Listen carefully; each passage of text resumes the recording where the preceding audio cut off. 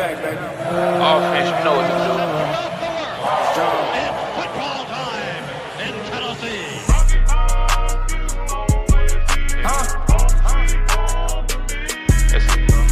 Get me Tennessee.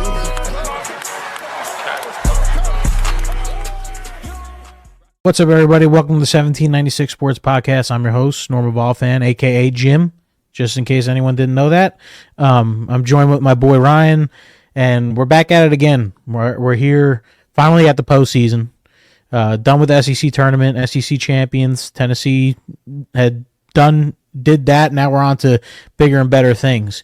We got the Knoxville Regional. We got Tennessee getting I think, pretty favorable draw for the most part. I mean, we got some good hitting teams in this regional, right? Me and Ryan are definitely going to talk about that.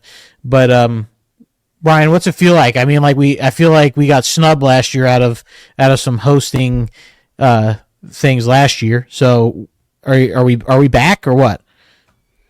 Yeah, I mean, last year, the team obviously didn't do as well in the regular season, so you had to go to Clemson and get out of that regional thanks to Zane Denton, Christian Moore, a bunch of other people. And then, the whole controversy of having to go to Southern Miss, having the rain delay and all that craziness, sitting under the bleachers, drinking Gatorade and eating hot dogs. I mean, that was a shit show. But now we're back home, back where we should be, talking about baseball. And I'm ready to go, man. I mean, it's like you said, the show is finally here, where it really matters. Absolutely. Now let's take a deep dive into Friday's game. We're going to talk about all three teams in this regional, and we'll cover the super regional potentially. But let's talk about Friday. I mean, we're playing a really good hitting team, Northern Kentucky. They hung around with a lot of good teams this year. Now they did get swept by Georgia, but they did sneak 2 wins from Missouri. So they scored 28 runs on Missouri and 16 runs the next game. So these guys could hit. Now, what are your thoughts on these guys? I know you got all the statistics pulled up, but I want to hear from you. What are you most concerned about with Northern Kentucky coming to town? Yeah, I mean, you've already said it. I mean, they can hit the lights out. I mean, they're top 10 in the country in both team batting average and in runs scored. I mean, I think the batting average is even better than Tennessee's as a team. Tennessee beats them. I think they're one spot ahead of them in the run scored department, but very capable offense. I mean, you have 7 guys on their team batting over 315, like tons of good hitters. But the good news for Tennessee is that they're way down near the bottom of the barrel in Division I in team ERA. And I think that's where Tennessee will find their advantage on Friday night. Yeah, absolutely. Looking at their stats pitching-wise, I mean, as a team, they have a 7.37 ERA. And coming into Knoxville against a really, really good hitting Tennessee team, it's going to be hard to keep up because if you think, Tennessee could easily pour on the runs if they're hot, and Tennessee's pitching has been really good this year for the most part. So it's going to be really tough for a team to, keep up with the hot hitting Tennessee. But we talked about it with the Lady Vols. You never know what you're going to get from teams when it comes to the spotlight. Now, this team obviously just won the SEC tournament. They've proven that they could win tough games. I can't remember the record. I think they're 7-2 in one run games this year. So Tennessee has proven to be, really good in tough situations. But like you said, this pitching that Northern Kentucky has, I don't know if they could hold Tennessee up enough for their offense to just do their thing because they haven't seen a guy like A.J. Causey, and that's really, you're going to get that matchup on Friday. You're going to see Estamos come in, do whatever he can, and A.J. Causey's going to come in and hopefully shut them down. So that's what I get from this game. But like you said, man, these guys could hit. They're no joke. They're definitely no joke. But overall, this team, like I said, is really good. They went 19-11 in their conference, 35-22 overall. But I want to point out one last thing before I let you get into what you want to say. They're 18-5 at home. They're 14-17 on the road, and this isn't including a regional atmosphere. That we are thinking that Knoxville is going to be bumping this week, and it's going to be a really hard environment to win in. Yeah, I mean, absolutely. I mean, say that away record one more time, please. 14-17. And that's in the Horizon League. And, yeah, at Georgia, at Missouri, I mean, you'd expect them to be better than that because they did win their tournament championship. I mean, that's why they're here. It's their first ever appearance in the NCAA baseball tournament, and they've earned it. But we've already said we got the advantage in pitching, but it really reminds me a lot of the Wright State team that came into the Knoxville Regional in 2021. Yeah, absolutely. Yep. And I mean, a team from the same league.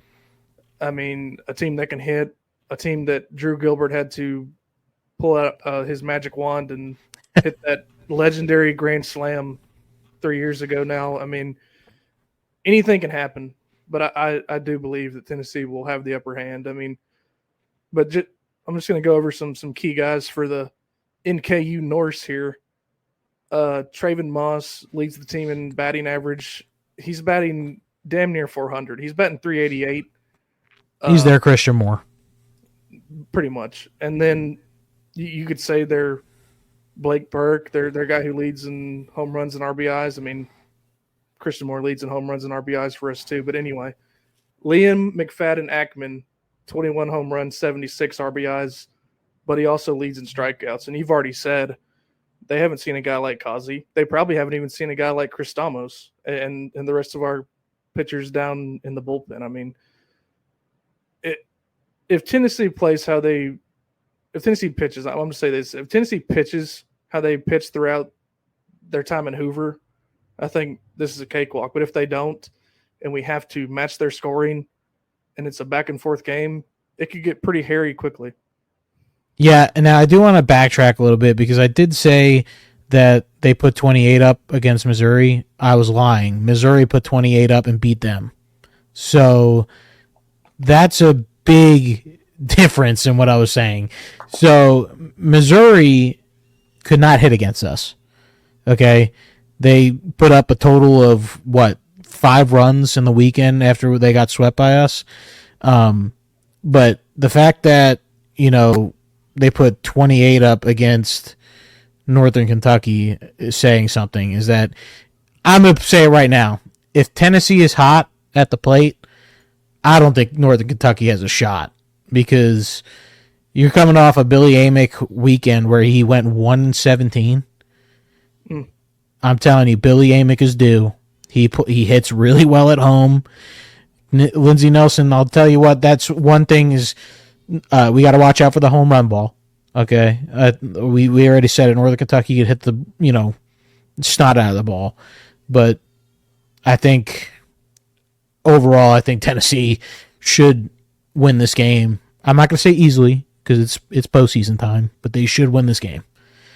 Yeah, I mean the guy that's most likely going to throw for them against us is Tanner Gillis, ERA of 4.6, which is respectable. I mean, he has an 8-2 record, but a lot of that's probably due to their offense, giving him the run support he needs. I mean, the batting average against is 221, which is pretty well up there. And then if they started Clay Brock or Ben Girl, you're talking about a batting average against of 296 and 285 in the Horizon League again. So I think we could talk about it all night, but the main point is Tennessee has the advantage in pitching. They probably have the advantage in offense. I'm going to go ahead and say they do, but you just got to watch out. I mean, if it's a barn burner, things could get hairy, like I've already said, but I don't see that happening. Yeah. Also, they got a couple guys in the double digits in errors this year, between Cleary Simpson and Brennan Rowe. Brennan Rowe has 15 errors this season, and Cleary Simpson also has 10. So, and one guy's at 9. So, this team's going to have a tough task to beat Tennessee. Again, without the bias, I think Tennessee will win this game to move on to Saturday. Yeah, I firmly agree. And, it's just, I mean, we thought Billy Amick with 7 errors on the year was bad. You just said 10 and 15. I mean, good Lord. I hope they're in the infield. But, yeah, Billy Amick's at 7 for everyone that's wondering.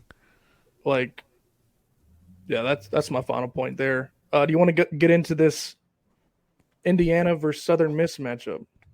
Now, believe it or not, I think this is actually going to be one of the better games of the regional, especially on a Friday. I think these two teams are going to me, they're just two pretty decent baseball teams. Southern Miss, we saw them last year. We actually, you brought it up. We went there last year and beat them in the Super Regional. And this team is still the same team. I mean, most of the same players coming back. Their coach is a different head coach, but, again, another team that's 25-6 at home, but 12-9 away. Again, it's going to be really tough to come into an environment, an SEC environment for a regional is going to be really tough for these teams. But again, Southern Miss, really good baseball team. Indiana is a Big Ten team. They went 15-9 in the conference. Again, they were 11-8 at home or away. I mean, and 32-24 overall. So, I mean, I want to get the statistics, from your end from both these teams because I'm really interested to see what they're looking like. Yeah, so I'll start with Southern Miss. I mean, they didn't win the Sun Belt in the regular season. That was the Raging Cajuns from Louisiana, but they did win the Sun Belt Conference Tournament, which is probably the reason that they are here. And they're pretty. I mean, they're a pretty well balanced team. I mean, 70th in the country in batting average, 78th in runs scored, but their strength lies in their pitching.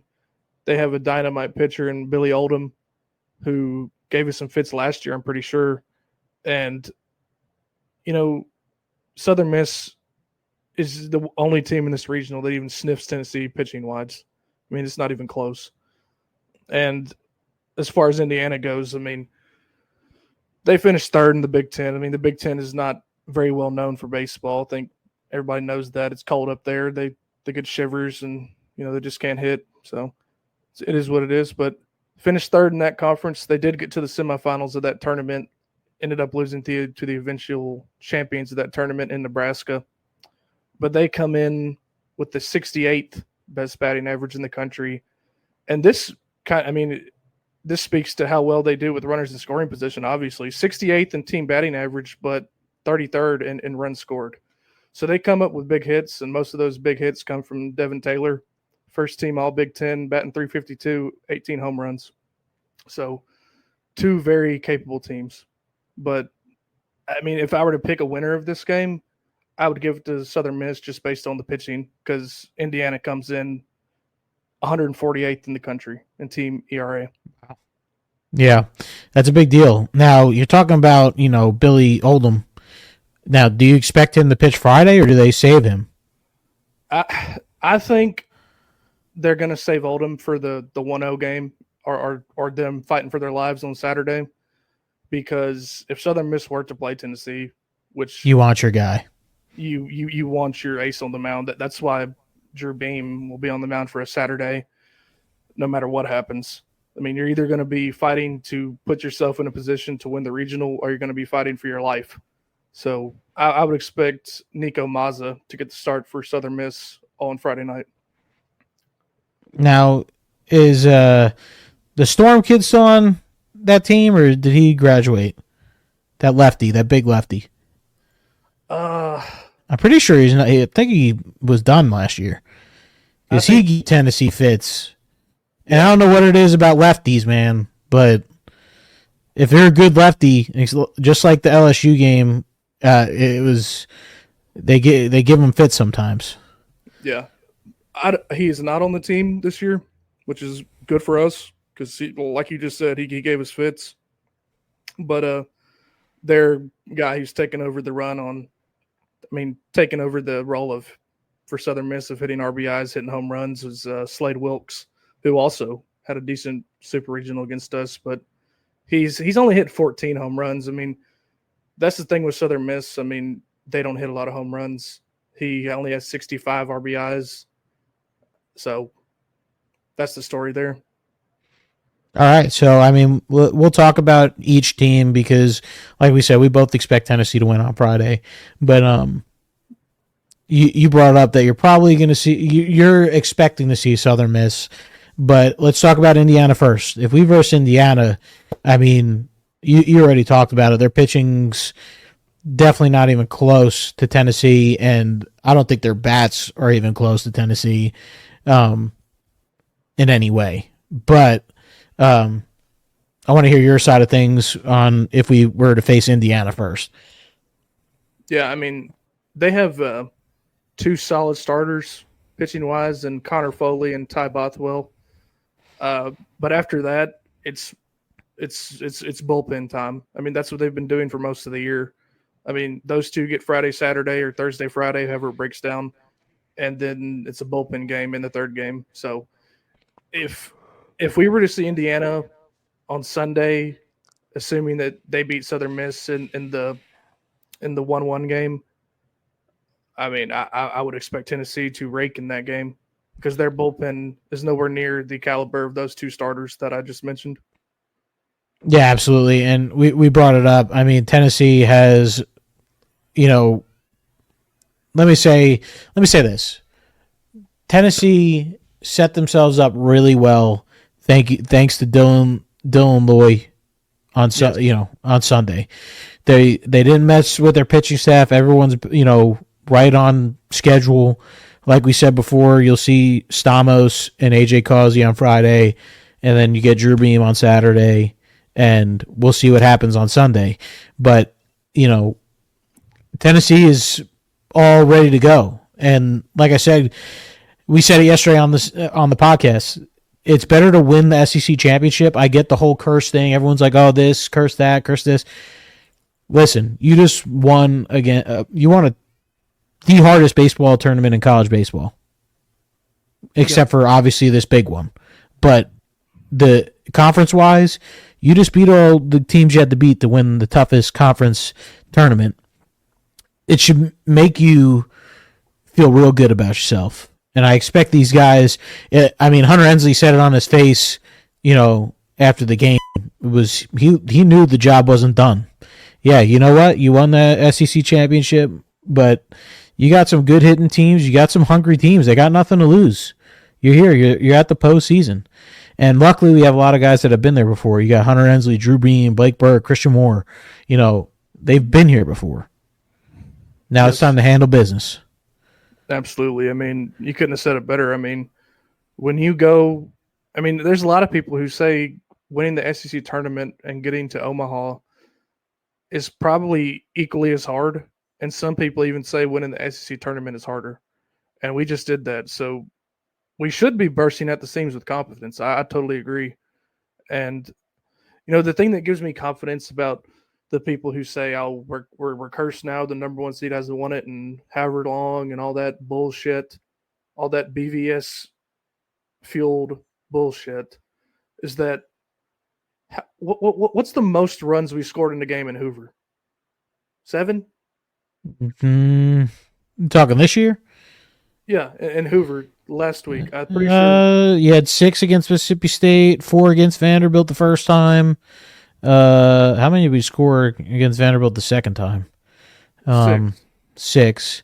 And then 4 against LSU. 7 against A&M. Seven's the number. Yep. It's not like we were, and that's in a big ballpark. Yeah, we weren't on fire hitting the ball like we had been for most of the season. So I expect this team to come out clicking on all cylinders offensively. We left a lot of runners on base, and I said it in our last episode. The main reason we won was the pitching. You give up 3 runs to A&M or 4 to A&M. You give up 5 to Mississippi State, which was helped out by a lot of bullshit calls when Drew Beam was exiting the game. You gave up 3 to LSU, who had been murdering the ball to get to that championship game. I mean, the pitching stepped up, and the hitting kind of took a back seat. So I expect both to rise to their averages, and if the hitting rises to their averages, we're going to score a lot of runs this weekend. Yeah, absolutely. And like I said it yesterday, we're kind of this is the first time we've ever done a podcast 2 days in a row. But Billy Amick was 1 for 17. He is not going to be doing that this weekend. But I mean, the energy from the crowd, just postseason atmosphere is going to fuel these guys to do things that you won't see during the regular season. There's not that hype factor there. And a lot of people saying, oh, Southern Miss is going to, there for revenge. Okay, well, this team's not playing that game. They're not playing that game. These two got into it last year with a lot of scrutiny on Twitter. And Southern Miss is going to get the worst of Knoxville. People aren't playing with these guys. I expect the student section to be going bonkers. It's going to be, it's going to be a fun time in Knoxville. Can't wait to be there. Yeah, I mean, you kind of alluded to it there. Some pretty uncouth behavior from our fan base regarding one player on Southern Miss's family. I'll leave it at that. But, I mean, I'm pretty sure the guy I'm talking about is Dalton McIntyre. Forgive me if I'm wrong. I try not to remember when our fan base crosses the line like that, but he leads the team in batting average with 389. So he can talk about revenge all he wants. He can try to have a good game, but I've heard this ever since I've listened to any baseball podcast, any old baseball stories. An angry hitter is not a good hitter. A relaxed hitter is a good hitter. And God knows if he's leading the team in average, Tennessee's pitching staff is going to be ready for him. So I wouldn't worry about that. Yeah, absolutely. But it's going to be a fun weekend. Now, we're going to cover it mostly after the regional, hopefully when Tennessee moves on to a super. But we want to hop into talking about the potential super regional on the opposite side of our bracket. Absolutely.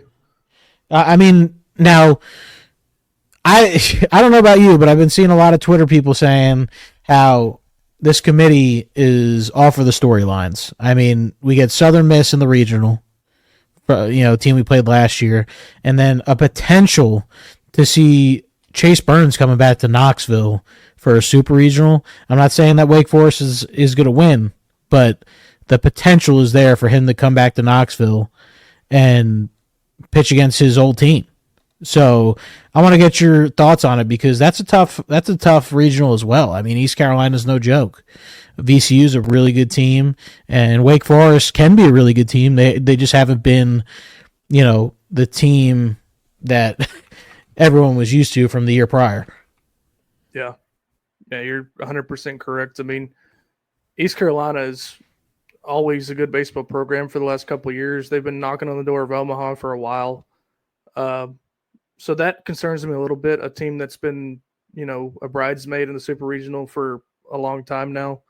But again, Tennessee's not playing that game. I mean, Tennessee's been knocking on the door in Omaha. We've only won one game in the 2 times we've been there. It's time.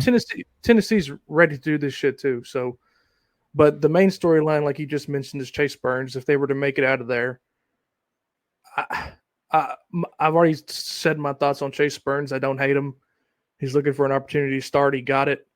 He's on a decent team. And they could give Tennessee a run for their money. I mean, especially the game that Chase Burns pitches. That he would be hyped up for that. But the thing with Chase Burns and why he got moved to the bullpen last year was that he comes out with so much energy and so much fire and is trying to throw the ball as hard as he can. He's gassed by the 4th or 5th inning. And that's why we moved him to the bullpen because that plays well out of the bullpen. I mean, we saw it throughout the postseason last year. He won us a lot of games in the postseason last year. So, including a game against Southern Miss. Yes, I mean, game 2 he closed that out. Game 3 he pitched, I think it was 2, maybe 3 solid innings in relief of Drew Beam in that rubber match, and that produced that iconic video of him just losing his mind, heading off the mound in the inning. I mean, say what you want. I mean, I will say it again. I don't hate Chase Burns. That was a awesome memory for Tennessee baseball. But now he's the enemy, and now I want to kick his ass. There you go. Now, before we, because we knew this wasn't going to be a super long podcast, but now going back to the regional, now I want to say, and let's try and stay away from the Christian Moore, Blake Burke, and Billy Amick. But to me, I want a offensive and a pitching guy who needs to step up this weekend. For pitching, Drew Beam's going to be on the mound on Saturday no matter what happens. And I'm sure he was not happy with how his last start finished on Saturday on Friday night against Mississippi State. I mean, already said, a lot of calls that didn't go his way that led to some earned runs on him. And even before those calls, we should have been out of the inning if CalStar catches that foul tip. So I expect Drew Beam to have something on Saturday, and I expect him to have a really good performance. I'm talking like 6 innings minimum, less than 2 runs. Who's your pitching MVP or most important player? Now, obviously, Drew Beam's a really good pick, but I'm going to go with AJ Causey because AJ Causey has been an absolute I'm actually going to put 2 out here, but AJ Causey has been a stud. I mean, he had that one rough outing where he started, and they went to this matchup of Stamos and Causey. But ever since then, these two have been dominant. So I'm gonna say both Stamos and AJ Causey. I think Friday is going to be huge for Tennessee. I think if Tennessee could continue this momentum from the SEC championship to beating Northern Kentucky no problem, and get this confidence, I don't think anyone's going to beat Kentucky this week or Kentucky. I don't think anyone's going to beat Tennessee this weekend. Let's hope somebody beats Kentucky. If we were getting into their bracket, they have a rough path to Omaha as well. And I'm not saying Tennessee has an easy one because Tennessee, there's no easy path to Omaha. Okay, all these teams in here deserve to be here, and any team can win it. It's baseball. You have, anything could happen. But offensively, let's talk about your offensive guy. Who's that offensive player that you expect to have to come step up? And I think you said him earlier, but yeah, I've been banging the drum for this guy all year. I think he has the best swing on the team. He didn't make a ton of noise in Hoover. Dylan Dreiling, I think, is primed for a big weekend. Back in the home confines, back with that short left field porch. Right field porch. I expect him to have a big weekend. And I'm tempted to say Dean Curley, this as an honorable mention. I think Dean Curley's going to hit his first home run since mid-April against Auburn. No hate against Dean Curley because he has come up clutch even this weekend. He had a couple clutch hits to where, he didn't go out of his mind this weekend, but the times he got a hit were, decent hits. But, yeah, I like those two. Dylan Dreiling, like you said, is just, it's not that he had a bad week, but, Dylan Dreiling at home is a different level. He is, you can just tell, I feel like he's just more confident at the plate inside Lindsey Nelson. And the atmosphere is going to be crazy. These kids are going to, I expect the game to come out with a lot of adrenaline. These kids are going to be hyped up. It's just, I hope they, and I'm sure Tony's going to tell them, we understand what's at stake here, but come out loose, do your thing. And Tennessee shouldn't have any problems. But now I'm going to tell you my guy, and he actually had a really good week this week, in my opinion. If he could just lay off the strikeouts, I think this kid's going to destroy this week. Kavaris Tears. I think he's going to have a week. I'm telling you, these teams don't understand that a lot of these kids have been, struggling at the plate this week, and Kavaris Tears was not bad. But, again, another guy, when he's at home, you better watch out. This Tennessee team is lethal, especially with Hunter Ensley doing his thing. I mean, Hunter Ensley has been. I posted a tweet about it. Hunter Ensley has been hunting. That dude has just been on an absolute tear, especially going 4 for 4 in the SEC championship game. I mean, that's one kid you don't want hot, because then you got 1 through 6 just insane batters you got to face. And like you said, if Dean Curley gets confidence back, that's another guy. And then it's just finding that DH spot. I don't think this Tennessee team shouldn't have a problem in this regional this weekend. Yeah, speaking of the DH, by the way, I completely agree. I mean, K-Tiers smokes the ball, so that's another great pick. But speaking of the DH, Reese Chapman had a pretty decent week, and I expect him to hold down the DH this weekend. You could – I mean, we saw it a lot with Peebles coming into pinch hit or, take your pick. We've already said it's been a revolving door for much of May. So, but I think Reese Chapman will hold down that spot this weekend. Do you agree? I agree. Now, I do think it'll be different if a lefty's on the mound. I think Tony will probably switch with a lefty. Now, he's been giving Robin a lot of chances. Now, let me tell you something about Robin Villeneuve. I understand he's been struggling, but this kid is made for the moment. I really hope he gets a shot this weekend because he is so due. It's ridiculous. He is so due because at the beginning of the year he was lighting it up. Everyone was like, "Oh, you got to get him in the lineup, get him in the lineup," and he got into a slump. He didn't get the bats, to stay consistent. Dude, I just pray to God that he gets an opportunity because I do think you'll see a Robin Villeneuve bomb if he gets an opportunity. I mean, that would be nice. I mean, Villeneuve's trajectory this year reminds me so much of what Tiers did last year.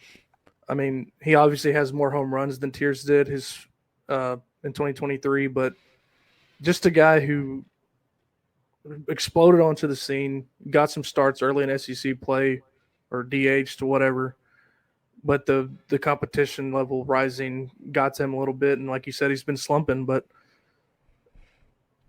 next year, I think Villeneuve is a no doubt starter, and if he could prove it in the regional, that just is another feather in his cap to earn that spot next year.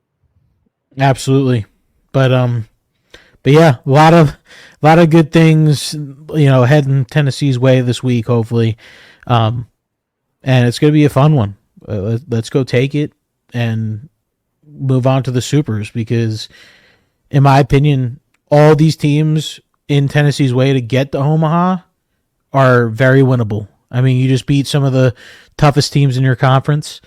You're 50-11. You haven't lost a lot of games this year.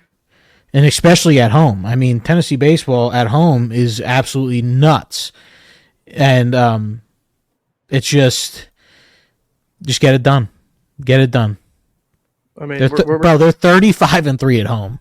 Okay, well, we lost to Ole Miss, Georgia, and I don't even remember who at home this year. Lipscomb. There you go. I mean, and Georgia's not no joke. I mean, they could hit. And they did that game. That Friday night Georgia game, I'll say this before we get off here, that Friday night Georgia game led us to the formula for Friday night with Kazi pitching the middle innings with Stamos starting. So overall, that was a net positive. And I totally agree. Tennessee's at home. We're talking about the best team in the country here. I mean, I think people forget that. Handle business. Exactly. That's the thing when you watch a team so much because it's your team and you want them to win so much, you find the negatives. You find the reasons they won't win, which is natural. I'm not saying that's wrong, but an outsider's perspective, this team is to be feared, and it's time to go out and put the fear of God into people now. That's Absolutely. all I got to say. That's a great way to end it. Now, let's go, like I said, let's handle business. Go Vols, baby. Go Vols.